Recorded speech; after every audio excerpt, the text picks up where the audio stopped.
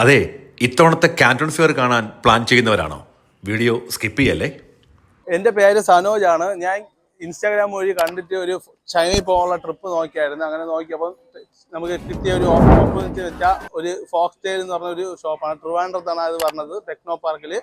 അപ്പം ഞാൻ ട്രിവാൻഡ്രക്കാരനായതുകൊണ്ട് എനിക്ക് ഏറ്റവും ബെസ്റ്റായിട്ടും ഒരു ബെസ്റ്റ് ചോയ്സ് ആയിട്ട് കിട്ടിയത് ടെക്നോ പാർക്കിലെ ഫോക്സ് ടെയിൽ എന്ന് പറഞ്ഞൊരു ഗ്രൂപ്പിനാണ് കിട്ടിയത്. അപ്പം ഈ ഒരു നമ്മളെ ബിസിനസ് മേഖലയിൽ നോക്കിയപ്പം ഇത് കാർ അക്സസറീസ് ആയിട്ടൊക്കെ നോക്കിയപ്പോൾ ബിസിനസ് എന്ത് ചെയ്യാനായിട്ട് ചൈനയിൽ വരാൻ പറ്റി. പിന്നെ കാന്റൺ ഫെയർ കാണാൻ പറ്റി. 138ാമത്തെ കാന്റൺ ഫെയർ ആയിരുന്നു ഞാൻ സന്ദർശിച്ചത്.